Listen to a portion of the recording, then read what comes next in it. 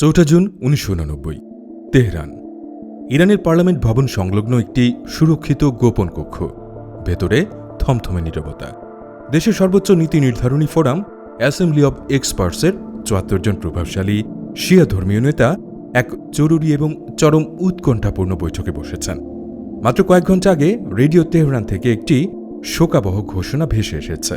ইসলামী বিপ্লবের রূপকার এবং ইরানের সর্বোচ্চ নেতা আয়াতুল্লাহ রুহুল্লাহ খোমেনি আর বেঁচে নেই।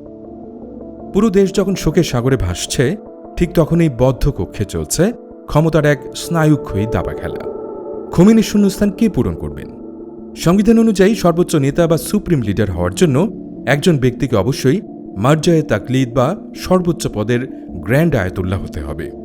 কিন্তু সেদিন এই 74 জন সদস্যের ভোটের মাধ্যমে যাকে সর্বোচ্চ নেতা হিসেবে নির্বাচিত করা হলো, তিনি কোনো গ্র্যান্ড আয়াতুল্লাহ ছিলেন না। এমনকি তিনি ধর্মীয় পাণ্ডিত্যের সর্বোচ্চ স্তরেও ছিলেন না। তার উপাধি ছিল কেবল হুজ্জাতুল ইসলাম, যা শিয়া ধর্মীয় পদমর্যাদায় মাঝারি সারির একটি পদ। তার উপর একটি হত্যা চেষ্টার শিকার হয়ে তার ডান হাতটি ছিল চিরতরে অচল। এই মাঝারি সারির ধর্মীয় নেতা, যিনি শারীরিকভাবে আংশিক পঙ্গু এবং ধর্মীয়ভাবে সর্বোচ্চ মর্যাদাপ্রাপ্ত নন, তিনি আর কেউ নন, ইরানের সদ্যপ্রয়াত supreme leader Ayatollah Ali Khamenei. কিভাবে একজন মধ্যম সারির ধর্মীয় নেতা সব বাঘা বাঘা আয়াতুল্লাহদের পেছনে ফেলে ক্ষমতার শীর্ষবিন্দুতে পৌঁছালেন? কিভাবে তিনি একজন রাজনৈতিক পুতুল হওয়ার প্রাথমিক ধারণা ভেঙে দিয়ে আধুনিক মধ্যপ্রাচ্যের সবচেয়ে ক্ষমতাধর এবং অপ্রতিদ্বন্দ্বী একচ্ছত্র অধিপতিতে পরিণত হলেন? আর কিভাবে বা তিনি গত 3 দশকের বেশি সময় ধরে চরম বৈরী আন্তর্জাতিক চাপ এবং অভ্যন্তরীণ সংকট মোকাবেলা করে নিজের ক্ষমতাকে সুসংহত করে রেখেছিলেন? এসব প্রশ্নেরই উত্তর জানার চেষ্টা করব আদ্যপান্তর আজকের পর্বে। 27 জুন 1981 তেহরানের দক্ষিণাঞ্চলে অবস্থিত আবুজার মসজিদ। খামেনি তখন তেহরানের জুমার নামাজের ইমাম এবং খোমেনির একজন বিশ্বস্ত প্রতিনিধি। মসজিদে তিনি একটি প্রশ্নোত্তর পর্বে অংশ নিচ্ছিলেন। তার ঠিক সামনে রাখা ছিল একটি টেপ রেকর্ডার। কেউ ঘুণাক্ষরেও কল্পনা করেনি যে ওই টেপ রেকর্ডারের ভেতরে লুকানো আছে একটি শক্তিশালী বোমা। বক্তব্য চলাকালীন হঠাৎ এক বিকট বিস্ফোরণ। বোমার আঘাতে খামেনি ছিটকে পড়েন। তার বুকে, কাঁধে এবং ডান হাতে মারাত্মক জখম হয়। তার কণ্ঠনালী মারাত্মকভাবে ক্ষতিগ্রস্ত হয় এবং ডান হাতের কয়েকটি স্নায়ু চিরতরে বিচ্ছিন্ন হয়ে যায়। ক্লিনিক্যালি তাকে কয়েক মুহূর্তের জন্য মৃত বলেও ধরে নেওয়া হয়েছিল, কিন্তু অবিশ্বাস্যভাবে তিনি বেঁচে ফেরেন। তবে তার ডান হাতটি চিরতরে পঙ্গু হয়ে যায়। এই গুপ্ত হত্যা চেষ্টাটি আলী খামেনির জীবনে একটি টার্নিং পয়েন্ট বা মোড় ঘোরানো অধ্যায়। এই ঘটনা ঠিক পরদিনই 28 জুন একটি ভয়াবহ বোমা হামলায় ইসলামিক রিপাবলিকান পার্টির সদর দপ্তর ধ্বংস হয়ে যায় এবং প্রধান বিচারপতি আয়াতুল্লাহ বেহেশতি সহ 73 জন শীর্ষ নেতা নিহত হন। এরপর আগস্ট মাসে আরেক হামলায় নিহত হন তৎকালীন প্রেসিডেন্ট এবং প্রধানমন্ত্রী। এই ভয়াবহ রাজনৈতিক শূন্যতার মাঝে খামেনির এই জাদুকরীভাবে বেঁচে ফেরা তাকে সাধারণ ইরানিদের চোখে এবং বিশেষ করে আয়াতুল্লাহ খোমেনির চোখে একটি ঐশ্বরিক মর্যাদায় আসীন করে দেয়। তাকে আখ্যা দেওয়া হয় শহীদের জিন্দে বা জীবন্ত শহীদ হিসেবে। খোমেনি বিশ্বাস করতে শুরু করেন যে আল্লাহ খামেনিকে বিপ্লবের বৃহত্তর কোনো স্বার্থে বাঁচিয়ে রেখেছেন। এই ঘটনাটি খামেনিকে সমসাময়িক অন্যান্য নেতাদের চেয়ে যোজন যোজন এগিয়ে দেয়। একজন মানুষ যিনি মৃত্যুর মুখ থেকে ফিরে এসেছেন, তার প্রতি জনগণের এক ধরনের অলৌকিক সহানুভূতি এবং অন্ধবিশ্বাস তৈরি হওয়াটাই স্বাভাবিক। আর খামেনি এই মনস্তাত্ত্বিক পুঁজিটিকে অত্যন্ত নিখুঁতভাবে তার রাজনৈতিক জীবনের সিঁড়ি হিসেবে ব্যবহার করেছিলেন। 1939 সালে ইরানের পবিত্র শহর মাশহাদে জন্মগ্রহণ করেন আলী খামেনি। তার পরিবার ছিল অত্যন্ত রক্ষণশীল এবং আর্থিকভাবে অসচ্ছল। তার বাবা ছিলেন একজন সাধারণ আলেম, যিনি চাইতেন ছেলেও যেন তার পদাঙ্ক অনুসরণ করে। মাশহাদের ধর্মীয় পরিবেশে বড় হলেও খামেনি কেবল প্রথাগত কোরআন ও হাদিস চর্চায় নিজেকে সীমাবদ্ধ রাখেননি। তরুণ বয়স থেকে তার মধ্যে একটি বুদ্ধিবৃত্তিক এবং রাজনৈতিক গভীরতা ছিল, যা তাকে অন্যান্য মাদ্রাসার ছাত্রদের থেকে আলাদা করে দিয়েছিল। তিনি আধুনিক সাহিত্য পড়তেন, উপন্যাস পড়তেন এবং ফরাসি লেখক ভিক্টর হুগো থেকে শুরু করে রাশিয়ান সাহিত্যের প্রতি তার গভীর আগ্রহ ছিল। কিন্তু তার মনস্তাত্ত্বিক এবং রাজনৈতিক দর্শনের সবচেয়ে বড় পরিবর্তন ঘটে যখন তিনি মিশরের মুসলিম ব্রাদারহুডের অন্যতম প্রধান তাত্ত্বিক সাইয়েদ কুতুবের লেখা পড়তে শুরু করেন। খামেনি এতই প্রভাবিত হয়েছিলেন যে তিনি সাইয়েদ কুতুবের লেখা বেশ কয়েকটি আরবি বই ফার্সি ভাষায় অনুবাদ করেন। এখান থেকে তিনি পশ্চিমা সাম্রাজ্যবাদ বিরোধী এক কট্টর রাজনৈতিক দর্শনের দীক্ষা লাভ করেন। 1958 সালে পবিত্র শহর কোমে তিনি প্রথম রুহুল্লাহ খোমেনির সান্নিধ্যে আসেন। খোমেনির উগ্র শাহ বিরোধী অবস্থান এবং আপোষহীন রাজনৈতিক দর্শন খামেনিকে গভীরভাবে আকর্ষণ করে। তিনি খোমেনির একজন একনিষ্ঠ অনুসারী এবং প্রচারকে পরিণত হন। শাহ মোহাম্মদ রেজা পাহলভির গুপ্তচর বাহিনী সাভাকের হাতে তাকে অন্তত 6 বার গ্রেপ্তার হতে হয় এবং নিষ্ঠুর নির্যাতনের শিকার হতে হয়। কিন্তু এই কারাবাস এবং নির্যাতন তাকে দুর্বল করার বদলে তার রাজনৈতিক আদর্শকে আরও ইস্পাত কঠিন করে তোলে। বিপ্লবের প্রতি তার এই নিঃশর্ত আনুগত্যই পরবর্তীতে তাকে খোমেনির সবচেয়ে আস্থাভাজন ব্যক্তিতে পরিণত করেছিল। 1989 সালের শুরুতে ফিরে যাওয়া যাক। খোমেনির বয়স তখন 86 বছর এবং তিনি ক্যান্সারে আক্রান্ত। তার মৃত্যু আসন্ন। কিন্তু ইসলামিক রিপাবলিকের সামনে তখন এক গভীর সাংবিধানিক ও রাজনৈতিক সংকট। খোমেনি জীবিত থাকতেই তার উত্তরসূরি হিসেবে নির্বাচন করা হয়েছিল গ্র্যান্ড আয়াতুল্লাহ হোসেন আলী মন্তাজেরিকে। মন্তাজেরি ছিলেন ধর্মীয় পাণ্ডিত্যের দিক থেকে খোমেনির সমকক্ষ একজন ব্যক্তি এবং ইসলামী বিপ্লবের অন্যতম প্রধান তাত্ত্বিক। কিন্তু মন্তাজেরির মধ্যে একটি মারাত্মক রাজনৈতিক ত্রুটি ছিল। তিনি ছিলেন স্বাধীন চেতা এবং মানবাধিকারের প্রশ্নে আপোষহীন। 1988 সালে ইরান ইরাক যুদ্ধের শেষ দিকে ইরানের কারাগারগুলোতে হাজার হাজার রাজনৈতিক বন্দী, প্রধানত মুজাহিদিন খালক বা এমইকে সদস্য এবং বামপন্থীদের গণফাঁসি দেয়া হয়। মন্তাজেরি এই নজিরবিহীন বিচারের তীব্র প্রতিবাদ করেন।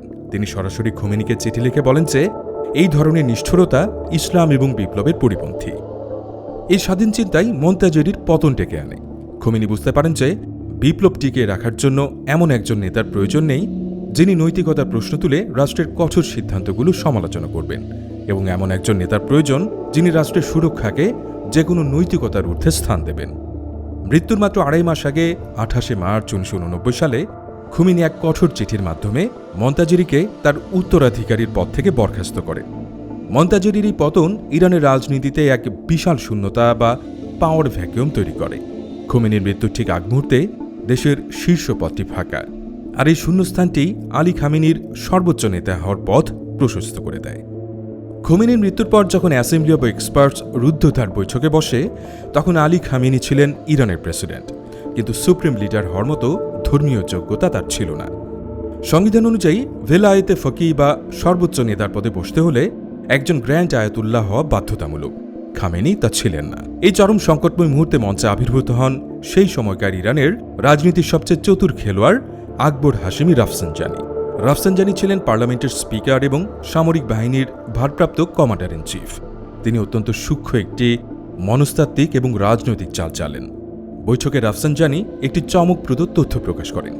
তিনি দাবি করেন যে খোমেনি তার মৃত্যুশয্যায় নাকি বলেছিলেন, খামেনির মতো যোগ্য ব্যক্তি থাকতে দেশে নেতৃত্বের কোনো সংকট হবে না।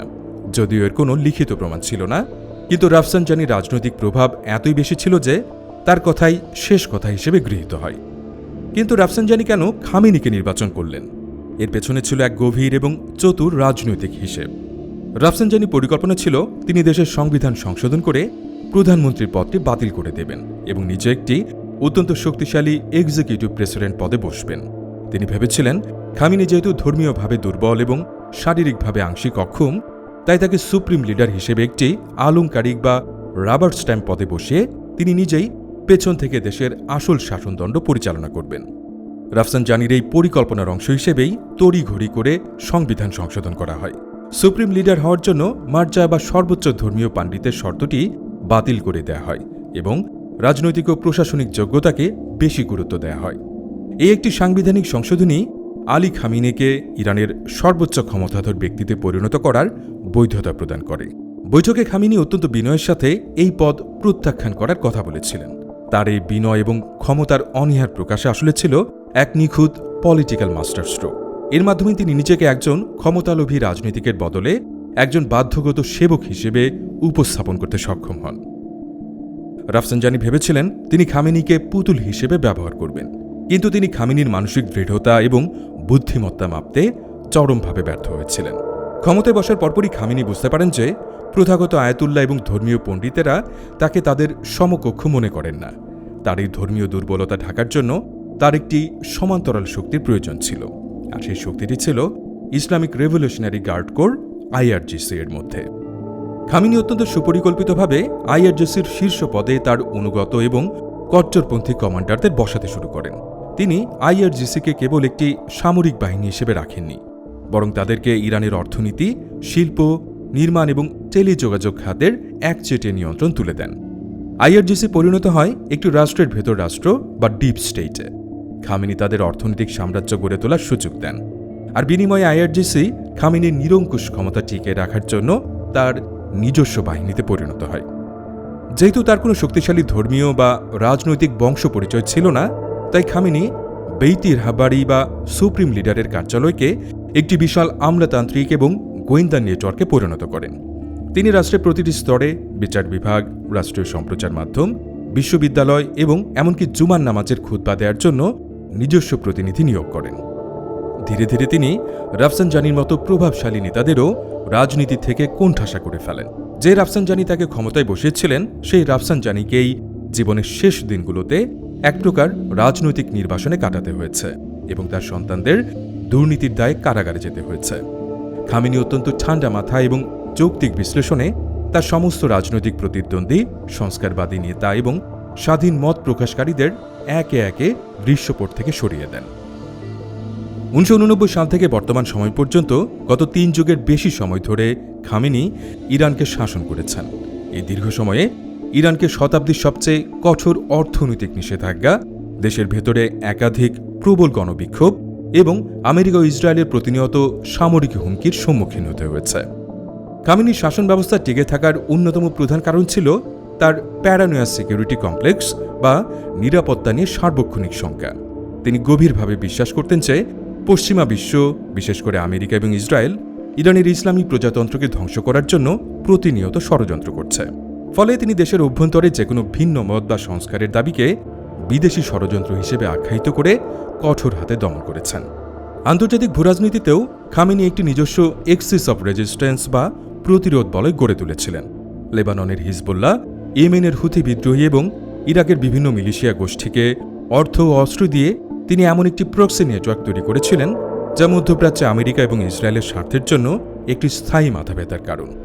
খামেনি মূলত এই বার্তাটি প্রতিষ্ঠিত করেছেন যে ইরানকে আক্রমণ করা হলে পুরো মধ্যপ্রাচ্য জ্বলবে। আলী খামেনির জীবন ও রাজনৈতিক উত্থান আধুনিক ইতিহাসের অন্যতম বিস্ময়কর এক রাজনৈতিক থ্রিলার। একজন সাধারণ মাদ্রাসার ছাত্র থেকে শুরু করে একটি ভয়াবহ গুপ্ত হত্যা চেষ্টায় পঙ্গুত্ব বরণ করা, এরপর একজন মাঝারি সারির ধর্মীয় নেতা হিসেবে অপ্রত্যাশিতভাবে দেশের সর্বোচ্চ ক্ষমতা লাভ করা, পুরো ঘটনা প্রবাহ প্রমাণ করে তার অসাধারণ ধৈর্য, রাজনৈতিক প্রজ্ঞা এবং পরিস্থিতি কাজে লাগানোর নিখুঁত ক্ষমতা। তিনি রাফসানজানির মতো রাজনৈতিক গুরুদের নিজের স্বার্থে কাজে লাগিয়েছিলেন, ধর্মীয় প্রতিষ্ঠানগুলোকে নিজের নিয়ন্ত্রণে এনেছিলেন এবং একটি বিপ্লবী সামরিক শক্তিকে নিজের ঢাল হিসেবে ব্যবহার করে নিজের ক্ষমতাকে নিরঙ্কুশ করেছিলেন। তিনি খোমেনির মতো ক্যারিশমেটিক নেতা হয়তো ছিলেন না, কিন্তু তিনি ছিলেন একজন নিখুঁত এবং ঠান্ডা মাথার কৌশলবিদ, যিনি ক্ষমতা ধরে রাখার প্রতিটি সমীকরণ খুব ভালোভাবে বুঝতেন। আমেরিকা এবং ইসরায়েল যে লোকটিকে তাদের প্রধান শত্রু এবং টার্গেট হিসেবে বিবেচনা করেছে, তিনি গত ৩৫ বছর ধরে প্রতিটি আঘাতকে পাশ কাটিয়ে নিজের অবস্থান আরও শক্ত করে রেখেছিলেন। তবে শেষ পর্যন্ত গত ২৮ ফেব্রুয়ারি যুক্তরাষ্ট্র ইসরায়েলের হামলাকালে ইরানের রাজধানী তেহরানে নিজ কার্যালয়ে নিহত হন খামেনি। খামেনির এই দীর্ঘ এবং অপ্রতিদ্বন্দ্বী শাসনের শেষ হয়তো হয়েছে, তবে ইতিহাস তাকে এমন একজন নেতা হিসেবে মনে রাখবে যিনি তার সীমাবদ্ধতাগুলোকে তার সবচেয়ে বড় শক্তিতে পরিণত করেছিলেন।